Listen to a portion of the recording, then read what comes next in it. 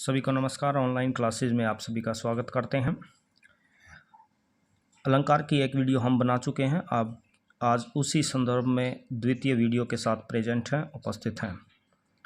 इससे पहले हम अनुप्रास अलंकार, यमक और श्लेष अलंकार का उदाहरणों के साथ जो है परिभाषा कर चुके हैं, उनको समझ चुके हैं। आज हम उपमा, आरूपक आदि अलंकारों को पढ़ेंगे। तो देखिए, सबसे पहले उपमा अलंकार। अत्यंत सादृश्य के कारण सर्वथा भिन्न होते हुए भी जहाँ एक वस्तु या प्राणी की तुलना दूसरी प्रसिद्ध वस्तु या प्राणी से की जाती है, वहाँ उपमा अलंकार होता है। अब देखिए, यहाँ पे लिखा हुआ है कि एक जैसा होने के कारण जहाँ एक वस्तु या प्राणी की तुलना हम दूसरे से कर देते हैं, दूसरी प्रसिद्ध वस्तु से कर देते हैं, उसको बढ़ा के उसका वर्णन करने के लिए दूसरी के साथ तुलना कर देते हैं, तो वहाँ उपमा अलंकार हो जाता है, यानी उसकी उपमा दूसरी वस्तु के साथ दी जाती है। एक उदाहरण है यहाँ पे, नीलिमा चंद्रमा जैसी सुंदर है।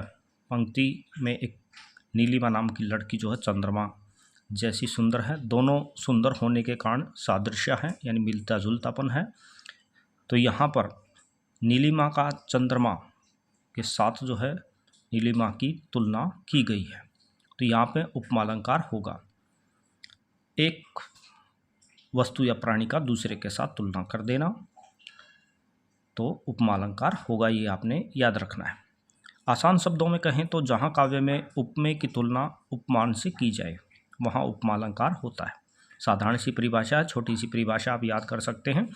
उपमेय की तुलना उपमान से, उपमेय को भी समझ लें आप। उपमेय जिसकी तुलना की जाती है। यहाँ पे नीलिमा की तुलना कर रहे हैं हम, ये उपमेय है।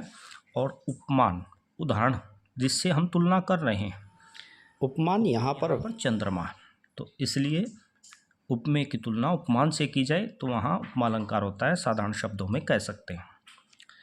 आगे देखिए, दो पक्षों की तुलना करते समय हमें उपमा अलंकार में चार तत्वों का ध्यान रखना होता है, यानी मुख्य चार बातें, चार तत्व यहाँ पे सामने आते हैं। उपमेय, उपमान, अभी जैसे मैंने बताया, जिसको जो है उपमा दी जाए, यानी जिसकी तुलना की जाए, जिसका वर्णन किया जाए। नीलिमा का यहाँ पे कर रहे थे हम, तो दूसरा उदाहरण यहाँ पे दिया है, चांद सा सुंदर मुख। तो मुख जो है उपमेय है, क्योंकि चांद के साथ उसकी तुलना कर रहे हैं। उपमान जिसके साथ तुलना की जा रही है। अब यहाँ पे देखिए, चांद के साथ तुलना की जा रही है, तो चांद जो है उदाहरण है, उपमान है। उदाहरण को उपमान कह सकते हैं, आप समझ सकते हैं। साधारण धर्म भी होता है। उपमेय और उपमान का परस्पर समान गुण या विशेषता व्यक्त करने वाले शब्द साधारण धर्म कहलाते हैं। जैसे सुंदर, उपयुक्त जो है उदाहरण में सुंदर जो है, चांद सा सुंदर, साधारण धर्म था, यानी विशेषता था। विशेषता बताने वाले वह शब्द जो तुलना करते समय काम आते हैं, साधारण धर्म होता है।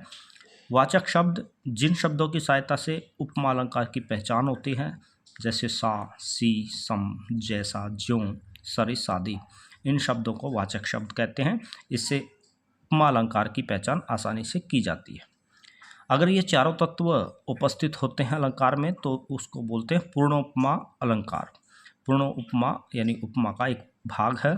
दो प्रकार से उपमा अलंकार का हम भाग बांट सकते हैं, पूर्ण उपमा और लुप्त उपमा। लेकिन कई बार क्या होता है, इसमें कुछ तत्व लुप्त हो जाते हैं, तो उसे लुप्त उपमा उदाहरण कह सकते हैं। अब देखिए, उपमा अलंकार के कुछ उदाहरण। हरिपद कोमल कमल से, पद कैसे हैं, कोमल, कमल से हैं, कमल के जैसे हैं। तो यहाँ पे एक सा से सी भी मौजूद है, और कमल के साथ जो है पदों को तुलनात्मक रूप से दिखाया गया है। साधारण धर्म कोमल भी है। तो ऐसे में उपमा अलंकार के चारों जो शब्द हैं, जो चारों तत्व हैं, मौजूद हैं।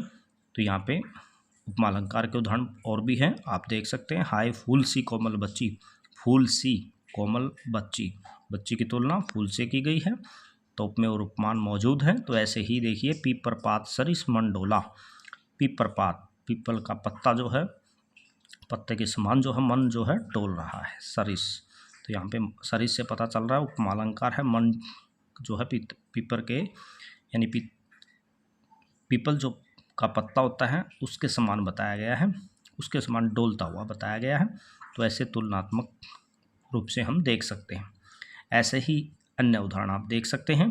कोटि कुलिस सम, सम से पता चल रहा है वचन तुम्हारा, करोड़ों पुलिस के समान तुम्हारे वचन हैं। मुख बाल रविसम, रविसम तो सम से पता चल रहा है। ऐसे ही प्रातः का नभ था बहुत नीला शंख जैसा, तो जैसे से पता चल रहा है कि प्रातः का जो नभ था वो नीला था शंख के समान। ऐसे ही आगे देखिए, मखमल के झूले पड़े हाथी सा टीला, सा से सी, बाल कल्पना कैसे पाले, कैसे पाले तो यहाँ पे भी उपमालंकार है। आवाज़ से राख जैसा कुछ गिरता हुआ, राख जैसा। वस्तु आभूषण शाब्दिक भ्रमों की तरह बंधन है स्त्री जीवन के, भ्रमों की तरह, तो यहाँ पे तुलनात्मक बता दिया है कि किसकी तरह है, स्त्री जीवन के बंधन है वस्तु और आभूषण शाब्दिक भ्रमों की तरह। तारा सी तरुणी, तामे ताड़ी झिलमिल होती, तारा सी, तारा जो है जिस प्रकार तारा से तुलना की है तरुणी युवती के लिए प्रयोग किया गया है, तो झिलमिल हो रही है, तो तारा सी में आप उपमालंकार देख सकते हैं। अब चलते हैं दूसरा, आगे अलंकार पढ़ते हैं, रूपक अलंकार। उपमेय और उपमान को समझने के बाद ही आपको उपमा और रूपक अलंकार की भ्रांति जो है दूर हो जाएगी। उपमेय मैंने बताया था आपको जिसकी तुलना कर रहे हैं, और उपमान जिस उदाहरण से तुलना कर रहे हैं उपमान है। तो यहाँ पे देखिए, जहाँ गुण की अत्यंत समानता के कारण उपमेय में ही उपमान का अभेद आरोप कर दिया जाए, यानी उपमेय और उपमान में अभेद कर दिया जाए, कोई भेद ना रखा जाए दोनों में। वहाँ तो उपमा में तो हम तुलना कर रहे थे, यहाँ पे दोनों को एक जैसा ही बना दिया है, अभेद कर दिया है, यानी उपमेय में उपमान का आरोपण कर दिया है, उपमान को थोप दिया है किस पर, उपमेय पर। तो रूपक अलंकार वहाँ पे होता है। ये है रूपक अलंकार की परिभाषा, आप याद रखेंगे। जैसे इसमें देख सकते हैं, जो हमारे उपमा अलंकार में जो शब्दों का प्रयोग हम करते थे गुणधर्म के साथ, जिन शब्दों का हम याचक शब्दों का प्रयोग करते थे, योजक शब्दों का प्रयोग करते थे, वो यहाँ पे गायब हो जाते हैं बीच से। जैसे वहाँ था चंद्र सा मुख, तो सा नहीं रहेगा, अब चंद्र मुख हो जाएगा या चंद्र खिलौना हो जाएगा। यहाँ देखिए आप, मैया मैं तो चंद्र खिलौना ले हूँ, चंद्र खिलौना, यहाँ चंद्र सा खिलौना नहीं है, चंद्र खिलौना, चंद्र को ही खिलौना बना दिया है, तो एक बना दिया है, दोनों में अभेद कर दिया है, कोई भेद नहीं रहा है। चरण कमल, वहाँ था चरण से कमल, यहाँ है चरण कमल, तो दोनों में से यहाँ देख सकते हैं, दोनों में भेद जो है उसको हटा दिया गया है। तो ऐसे शब्दों को जब आप देखते हैं तो वहाँ पर रूपक अलंकार होता है, ये आपने ध्यान रखना है। वाचक जो शब्द हैं यहाँ नहीं मिलेंगे आपको। विद्युत छवि उर्मे, कवि जीवन नवजीवन वाले, विद्युत छवि में पता चल रहा है कि छवि कैसी है, विद्युत के समान, विद्युत ही है एक प्रकार से। प्रीत नदी, प्रेम रूपी नदी, प्रीत नदी में प्रेम रूपी नदी। माया दीपक, दीपक को माया को जो है दीपक के समान बताया है, नरक को पतंग के समान बताया है।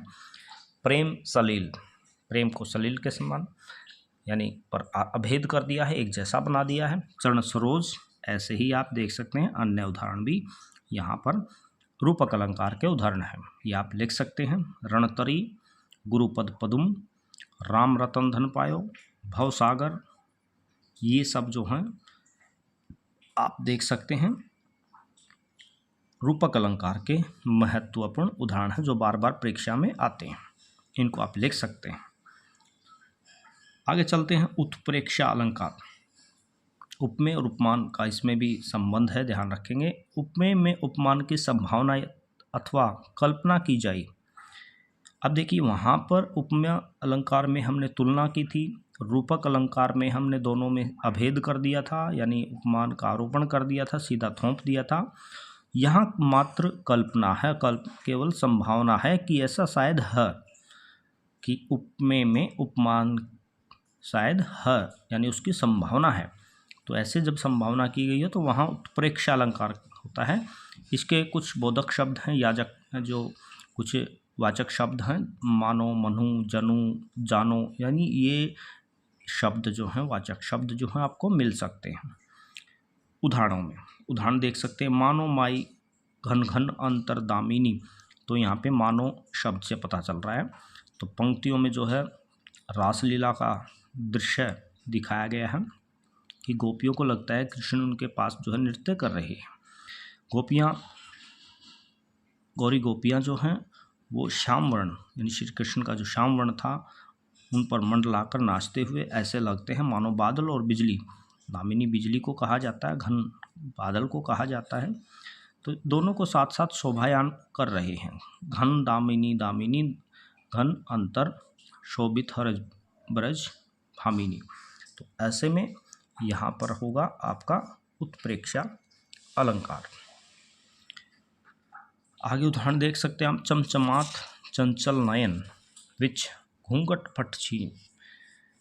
अब यहाँ पर आप देख सकते हैं कई बार एक पंक्ति में अलंकार एक से ज़्यादा भी हो सकते हैं, ये भी आप ध्यान रखेंगे। चमचमात च चंचल च की ध्वनि है, या तो अनुप्रास अलंकार भी आप साथ में बता सकते हैं। और यहाँ घूंघट में सुर सरिता के निर्मल जल से चंचल नयनों में दो उछलती हुई मछलियों की अपूर्व संभावना की गई है कि नयन विच घूंघट पट छीन, मानो सुर सरिता विमल जल उड़छत जुग मीन। मीन होती है मछली। तो ऐसे में मानहू यहाँ पे शब्द आप देख सकते हैं। इससे उत्प्रेक्षा अलंकार की छटा जो है आप ढूंढ सकते हैं, आपको मिल जाती है। आगे उदाहरण देखिए, ये उदाहरण हमने किया। उस काले काल माले क्रोध के तन का उस कांपने उसका लगा, मानो से पता चल रहा है हवा के जोर से सोता हुआ सागर जगा। केवल संभावना व्यक्त यहाँ पे की जाती है कि अर्जुन के क्रोध से कांपते शरीर में सागर के तूफान की संभावना यहाँ पे की गई है। कांपती हुई यो उत्तरा के नेत्र जल से भर गए हिम कणों से पूर्ण मानो। तो यहाँ पे हिम कणों से पूर्ण मानो उपमेय है जो नेत्र हैं, और उसके कण जो हैं उपमान है। पंकज जो है उपमान है यहाँ पे, तो संभावना है। तो ऐसे में आगे उदाहरण भी आप देख सकते हो।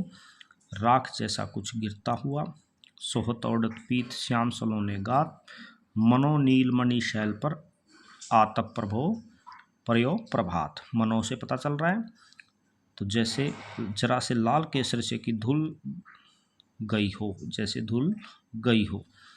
तो जैसे यहाँ पर संभावना व्यक्त की गई है कि जैसे धो दी गई हो, साफ कर दिया गया हो। जान पड़ता नेत्र देख बड़े बड़े हीरकों में गोल नीलम है जड़े, जैसे हीरे के गोल जो है नीलम उसमें जड़ दिए। तो ऐसे उदाहरणों से हमें पता चलता है यहाँ पे उत्प्रेक्षा अलंकार है। ऐसी ही एक अन्य वीडियो के साथ फिर उपस्थित होंगे, तब तक ये अलंकार आप सीखें और इनको याद करें। नमस्कार, आपका दिन शुभ हो। अपने चैनल से जुड़ें और सब्सक्राइब करें।